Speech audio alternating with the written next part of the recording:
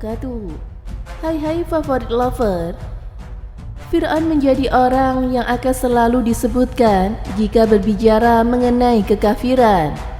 Ia bahkan diabadikan di dalam Al-Quran untuk dijadikan sebagai pelajaran. Fir'aun juga pernah mengaku sebagai Tuhan, namun ternyata di balik kekafirannya tersebut, ia pernah menyebut kalimat tauhid dan juga masuk Islam. Bagaimanakah kisahnya? Namun sebelum lanjut video ini, jangan lupa kalian like, subscribe, serta aktifkan notifikasinya agar kalian tidak ketinggalan berita terbaru dari favorit channel. Pada zaman Nabi Musa alaihissalam, Mesir dipimpin oleh raja yang bergelar Fir'aun. Selama sekitar 3000 tahun kerajaan Mesir diperintah oleh puluhan dinasti. Salah satu dinasti terdiri atas beberapa Fir'aun. Mengenai Fir'aun yang semasa dengan Nabi Musa alaihissalam, para peneliti memberikan dua nama, yaitu Fir'aun Ramses II dan anaknya Fir'aun Merneptah. Yang pertama memerintah hingga tahun 1222 sebelum Masehi. Nabi Musa alaihissalam juga diperkirakan hidup pada tahun 1212 sebelum Masehi. Fir'aun yang semasa dengan Nabi Musa adalah raja Mesir yang sangat kejam pada rakyatnya. Kekejamannya telah diabadikan di dalam Al-Quran. Sungguh, Fir'aun telah berbuat semena-mena di bumi dan menjadikan penduduknya berpecah belah. Dia menindas segolongan dari mereka atau Bani Israel. Dia menyembelih anak laki-laki mereka dan membiarkan hidup anak perempuan mereka. Sesungguhnya Fir'aun termasuk orang-orang yang berbuat kerusakan. Al-Quran Surat Al-Qasas ayat 4. Allah Subhanahu wa Ta'ala mengutus Nabi Musa untuk Fir'aun agar mencegah kemungkaran yang dilakukan oleh Fir'aun. Berbagai mukjizat yang dimiliki Nabi Musa alaihissalam tetap saja tak bisa membuat Fir'aun percaya bahwa ada Allah Subhanahu wa Ta'ala yang merupakan penguasa alam semesta. Namun, sebelum meninggal karena tenggelam, Fir'aun sempat mengaku adanya Tuhan. Selama berdakwah, ajaran Nabi Musa alaihissalam selalu ditentang oleh Fir'aun. Penentangan terhadap ajaran Nabi Musa yang dilakukan oleh Fir'aun adalah salah satu dengan mengakunya bahwa dirinya adalah Tuhan yang seharusnya disembah. Puncak penentangan atas ajaran Nabi Musa adalah dengan memerintahkan pasukannya untuk menangkap Nabi Musa alaihissalam dan membunuhnya. Allah Subhanahu wa Ta'ala memerintahkan Nabi Musa untuk meninggalkan kota Mesir. Allah berfirman yang artinya, dan kami wahyukan atau perintahkan kepada Musa, pergilah pada malam hari, sebab pasti kamu akan dikejar. Kemudian Fir'aun mengirimkan orang ke kota-kota untuk mengumpulkan atau bala tentaranya.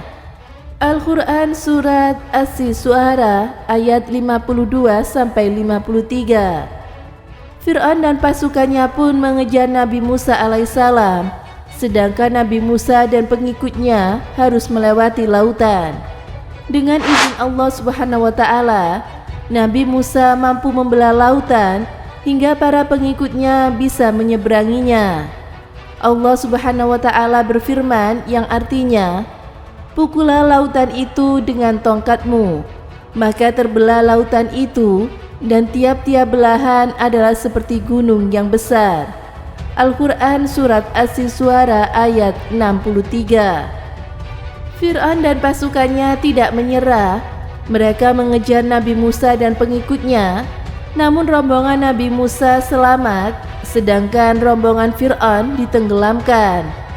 Allah Subhanahu wa Ta'ala berfirman yang artinya, dan kami selamatkan Musa dan orang-orang beserta semuanya, dan kami tenggelamkan golongan yang lain itu. Sesungguhnya pada yang demikian itu benar-benar merupakan suatu tanda yang besar atau mukjizat, dan tetapi ada kebanyakan mereka tidak beriman. Al-Quran Surat As-Siswara ayat 65-67. Saat mengejar Nabi Musa beserta pengikutnya, disitulah Fir'aun tenggelam. Namun sebelum menemui ajalnya, ia mengaku bahwa Allah Subhanahu wa Ta'ala sebagai Tuhannya. Hal tersebut sebagaimana diabadikan di dalam Al-Quran yang artinya, dan kami memungkinkan Bani Israel melintasi laut, lalu mereka diikuti oleh Fir'aun dan bala tentaranya, karena hendak menganiaya dan menindas mereka. Hingga bila Fir'aun itu telah hampir tenggelam, berkatalah dia, "Aku percaya bahwa tidak ada Allah melainkan yang diimani oleh Bani Israel, dan aku termasuk orang-orang yang berserah diri kepada Allah Subhanahu wa Ta'ala." Apakah sekarang atau baru kamu percaya? Padahal sesungguhnya kamu telah durhaka sejak dahulu, dan kamu termasuk orang-orang yang berbuat kerusakan. Al-Quran Surat Yunus ayat 90-91. Saat Fir'aun mulai sadar untuk beriman, malaikat Jibril pun berada di sana. Ia pun membungkam mulut Fir'aun dengan lumpur. Hal tersebut sesuai dengan hadis Nabi SAW. Imam Ahmad bin Hanbal rahimakumullah berkata dari Ibnu Abbas, ia berkata, Rasulullah SAW bersabda, ketika Fir'aun berkata, "Aku beriman kepada Rabb yang tidak ada Allah kecuali Allah yang diimami oleh Bani Israel." Beliau bersabda, "Jibril berkata kepadaku, seandainya kamu melihatku, aku waktu itu mengambil lumpur laut yang hitam, kemudian aku sumbatkan ke mulut Fir'aun, karena dikhawatirkan dia akan mendapatkan rahmat." Hadis riwayat Tirmizi, Ibnu Jarir, dan Ibnu Hatim. Pertaubatan Fir'aun ternyata tidak diterima karena ada sebab lain. Hal tersebut ditegaskan lewat pengajaran Ahmad Gulusi yang tertulis dalam dakwah Ar-Rasul alaihissalam dalam kitabnya yang bertuliskan, tobatnya Fir'aun itu datang terlambat, yaitu ketika dia atau Fir'aun telah menyadari kematiannya sudah dekat. Pengakuan keimanannya sudah tidak ada gunanya lagi. Jika ajal sudah menjemput dan nafasnya telah sampai di tenggorokan, maka kata-kata yang menuhankan Allah Subhanahu wa Ta'ala menjadi tidak berguna lagi. Allah Subhanahu wa Ta'ala menerima taubat hambanya selama nafasnya belum sampai di tenggorokan atau sakaratul maut. Hadis riwayat Ibnu Majah dan Tirmizi. Astaghfirullahaladzim. Itulah kisah Fir'aun yang bertaubat karena dia sudah mengetahui bahwa ajalnya sudah sangat dekat. Semoga dari kisah ini kita bisa mengambil hikmah dan pelajarannya ya favorit lover. Jangan lupa tinggalkan komen kalian serta subscribe video ini dan aktifkan notifikasinya agar kalian tidak ketinggalan berita-berita terbaru dari favorit channel.